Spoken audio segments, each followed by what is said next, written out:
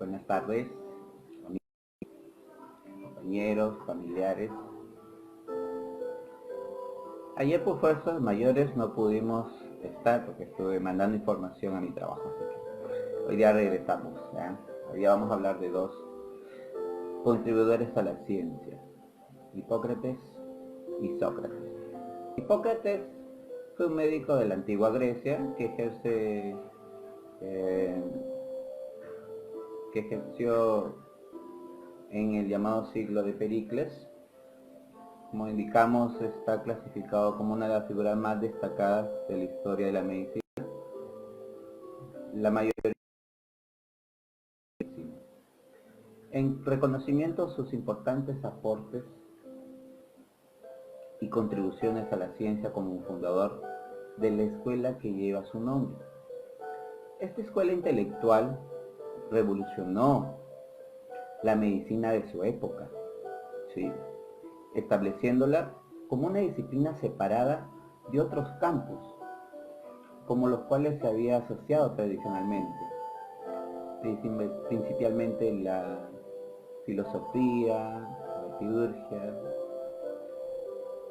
y convirtiendo el ejercicio de la misma en una auténtica profesión. Sin embargo, suelen mezclarse los descubrimientos médicos de los escritores, ¿no?, los practicantes de la medicina hipocrática y las acciones del mismo Hipócrates, por lo que se sabe muy poco sobre el mismo Hipócrates.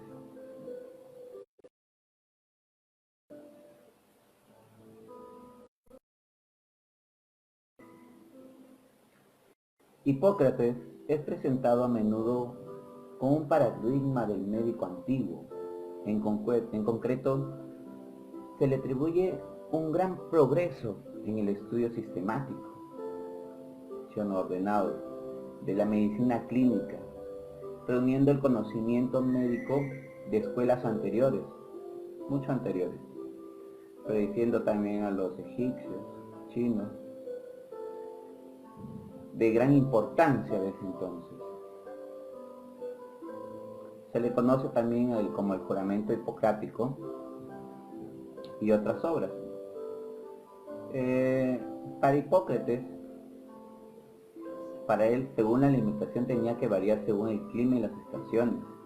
Él creía que influían demasiado directamente en el humor de la persona. Por ejemplo, si era invierno, en ese periodo donde predomina el frío, la humedad, para él sería preferible consumir carnes con salsa, cocinadas con especies, en especial que sean calientes. En primavera, donde domina el calor, él aconsejaba pasar poco a poco de los asados a los fríos, comer legumbres verdes. En verano, él indicaba que en este tiempo que era de calor, sería el momento de consumir carnes y pescados, todo al vapor, que sean más ligeros, y preferir alimentos fríos, ¿no?, como el melón, la ciruela, la cereza. Y como en última temporada de otoño, en este periodo donde empieza el frío, haría falta comer alimentos apetitosos y ligeramente ácidos, para expulsar directamente la tristeza, la melancolía, así como reducir el consumo de vinos y frutas.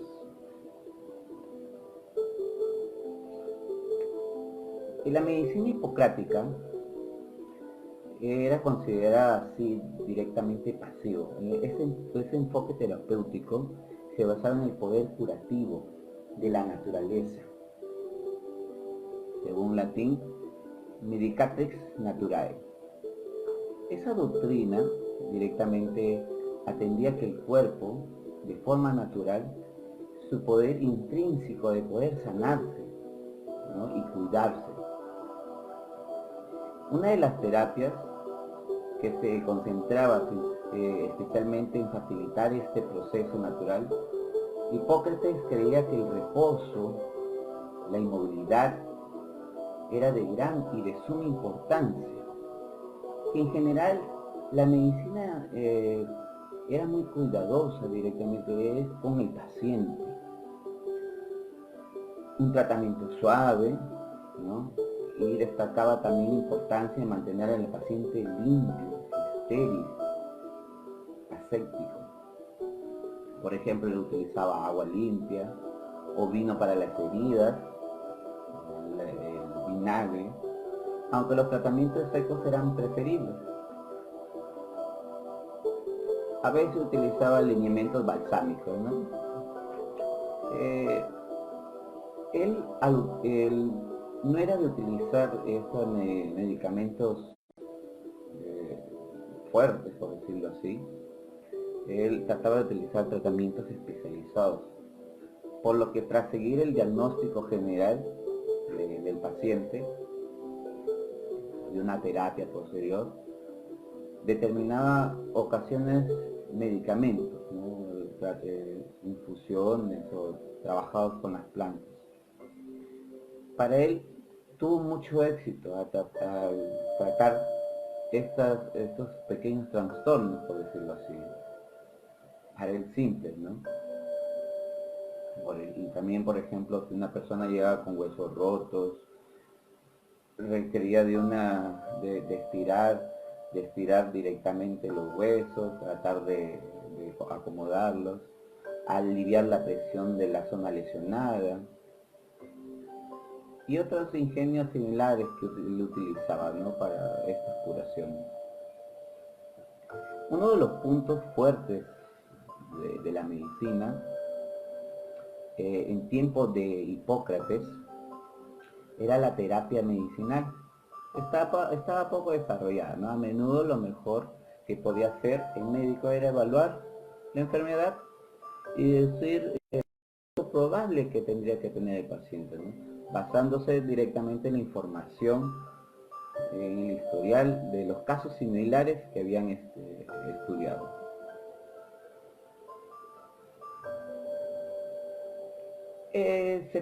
Se propone 4 humores, habla una teoría. En la escuela hipocrática sostenía que la enfermedad era el resultado. Se encontraba naturalmente una porción semejante, ¿no? Por ejemplo, ellos pensaban directamente en 4 humores, es decir, la sangre, la bilis negra, la flema, la bilis amarilla, que iban a desequilibrar a la persona cuando veían estos pequeños síntomas, ¿no? Que el individuo enfermaba y permanecía enfermo hasta que se recuperara de este equilibrio que sufría. La terapia hipocrática se concentraba en restaurar este equilibrio. Él quería restaurar directamente. Hipócrates y sus seguidores, ¿no?, fueron los primeros en describir muchas enfermedades y trastornos médicos. Se le atribuye la descripción de la acropatía, un signo clínico importante en la enfermedad pulmonar obstructiva crónica, ¿no?, el cáncer de pulmón, la cardiopatía cianotónica. También fue el primer médico que describió la cara hipocrática en su obra, en una de sus mejores obras, ¿no?, el libro de los pronósticos.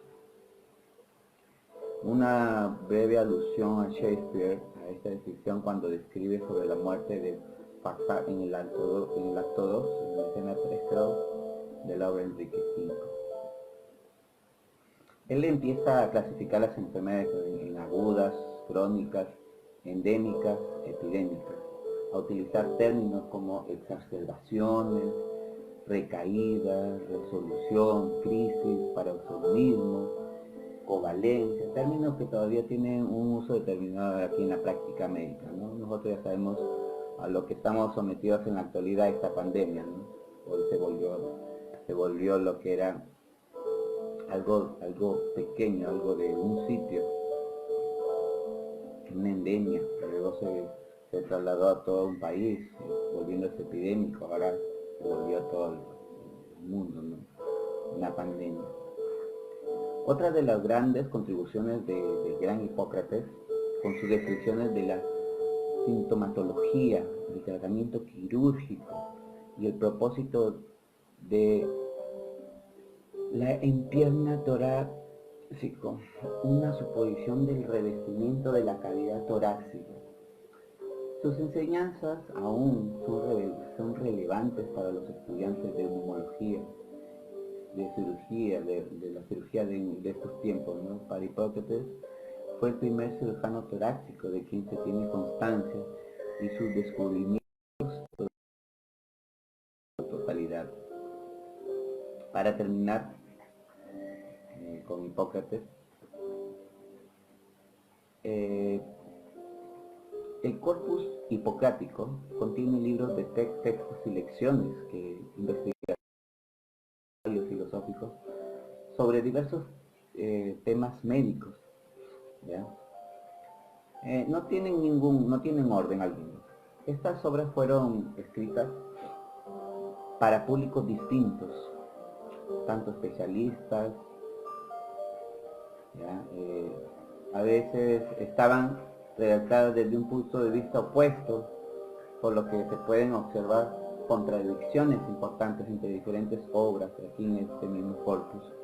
Entre estos tratados destaca el juramento hipocrático, ¿no? El juramento de los médicos. El libro de los pronósticos sobre el régimen de las enfermedades tanto agudas, crónicas, aforismos sobre los aires, las aguas, los lugares, instrumentos de reducción sobre las enfermedades, etc. ¿Ya? Es así como llegamos aquí a ver un poquito más sobre lo que es Hipócrates. En la antigüedad, este corpus era atribuido por sus grandes enseñanzas, que siguen los principios médicos griegos, ¿ya? Entonces, siguiendo una colección amplia en el siglo III y se mantuvo hasta la actualidad. Otro de los grandes contribuidores a la ciencia es Sócrates. Sócrates nace en Atenas en 470 a.C. y muere en el 399, filósofo griego. Pese a que no dejó ninguna obra escrita, y son escasas las ideas que pueden atribuirse con seguridad del gran Sócrates, que es una figura del pensamiento antiguo, hasta el punto de ser llamados presocráticos los filósofos anteriores a él, rompiendo con las orientaciones predominantes anteriores. Su reflexión se centra en nosotros, en el ser humano, particularmente en la ética, y sus ideas pilares sobre los que se sienta la historia de la filosofía occidental. Platón, ¿se acuerdan?, que fue discípulo directo de él, del gran Sócrates, y Aristóteles, que fue a su vez de Platón, ¿no? Pocas cosas se conocen con certeza de la biografía del gran Sócrates. Se indica que fue hijo de una comadrona y de un escultor, ¿ya? En su juventud él sigue el oficio de su papá y recibe buena instrucción, ¿no? Es posible que fuese discípulo de Anaxágoras. También que se considera la doctrina de los filósofos aleáticos, ¿ya?, de la escuela de Pitágoras. Aunque no participa él directamente en la política, cumplió ejemplarmente con sus deberes ciudadanos. Sirvió como soldado de la infantería en la batalla de Samos, Podidea, Delio, Anfípolis, episodio de la guerra del Peloponeso, que dio muestras de resistencia, valentía y serenidad extraordinaria. Fue maestro, fue amigo del gran militar y político Alcibiades, ¿ya?, que luego cobraría protagonismo en la vida pública tras la muerte de Pericles. en una de las batallas, si no me equivoco, en Polidea, Sócrates salvó la vida de Alcibiades, quien salvó su deuda salvando a Sócrates en la batalla de Delio, ¿ya? Bueno, ahí por parte de la historia así del gran Sócrates antes de ser. La mayor parte de, sobre Sócrates procede de tres contemporáneos de él directamente, del historiador Genofonte, de Platón, de Aristófanes, ¿ya? Jerofonte lo retrata a Sócrates como un sabio absorbido por la idea de identificar el conocimiento y la virtud con la personalidad, que no faltaba algunos rasgos, tanto que no era ni vulgar, ¿no?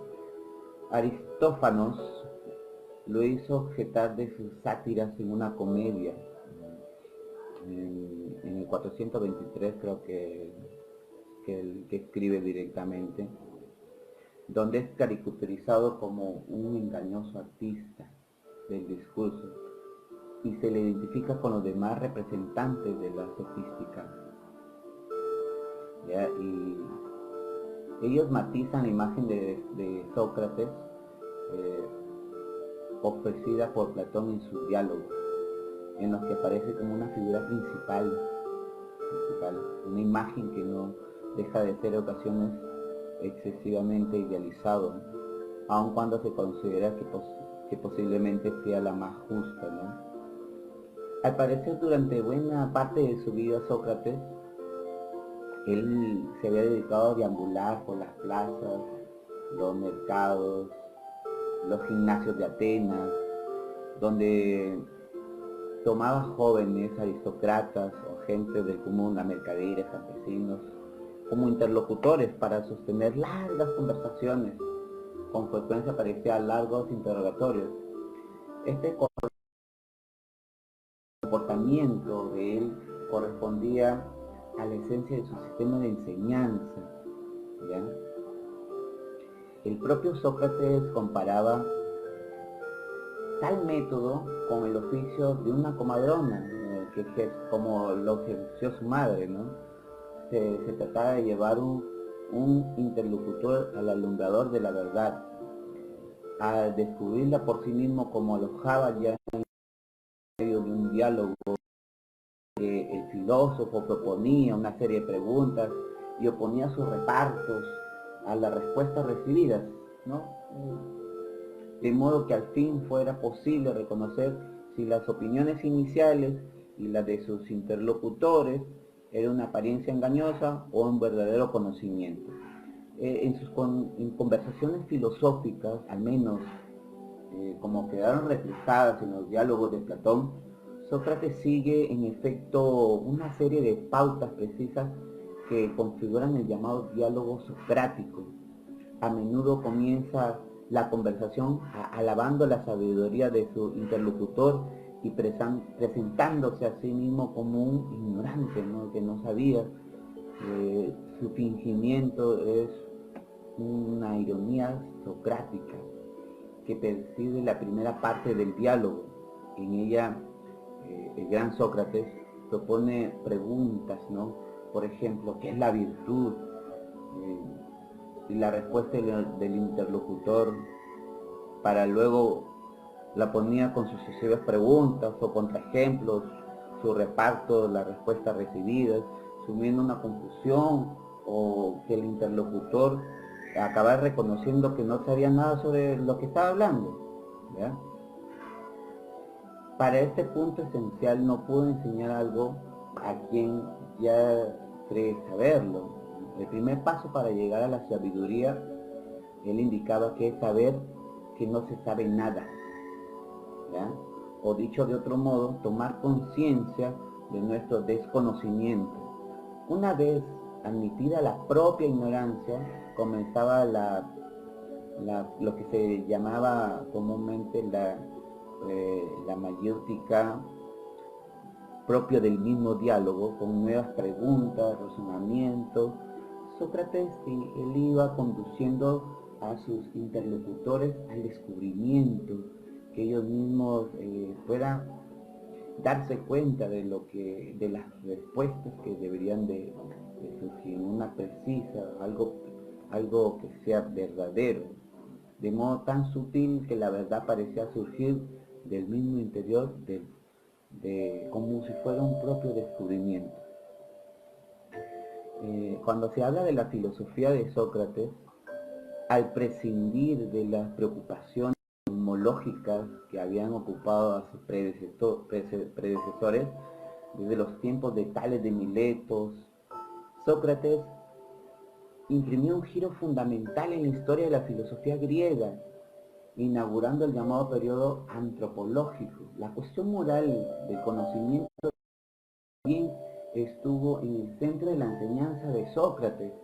Como se ha visto, el primer paso para alcanzar el conocimiento consistía en la aceptación de la propia ignorancia, ¿no?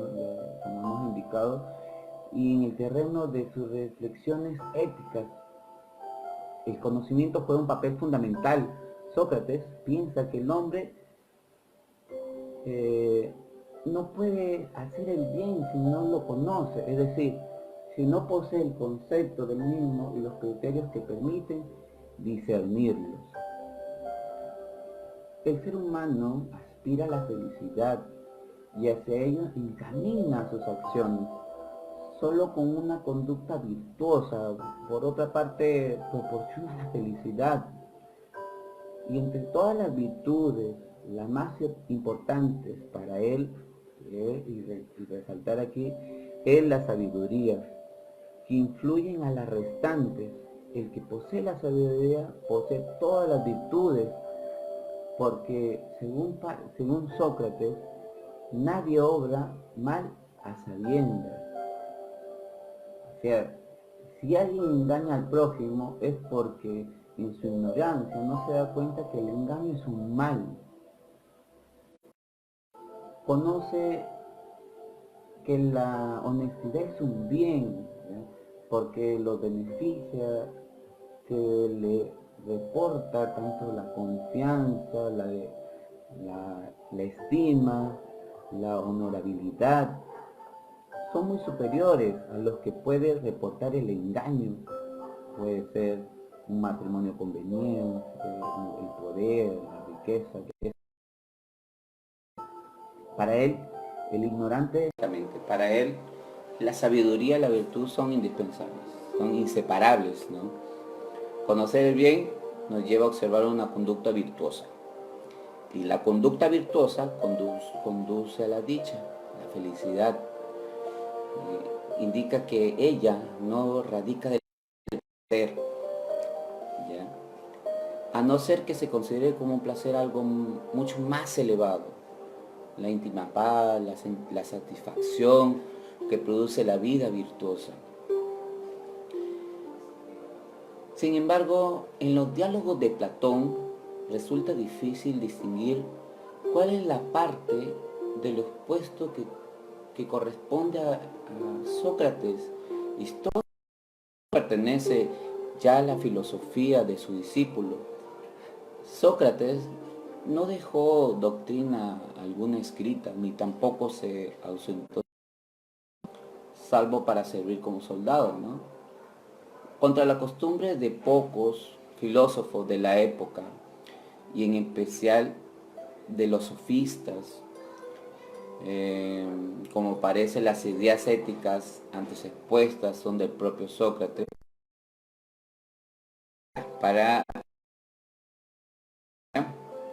Entonces, el filósofo buscaba educar e instruir mediante el arte y la mayéutica, ¿ya? Fue el verdadero iniciador. Realizaba una pregunta y en base a respuestas generales se realizaba una evaluación. La ignorancia popular y trataba de hacer ver a las personas que el conocimiento era real, ¿ya? Y que era propia del ser humano. Fue juzgado a muerte mediante la toma de la cicuta, por impietas públicas respecto a los dioses y corrupción de la juventud. Él acató la ley y murió pese a que tuvo la opción de escaparse. Bueno, eso fue uno de los episodios más conocidos y influyentes. Espero que les haya gustado. La conexión está un poquito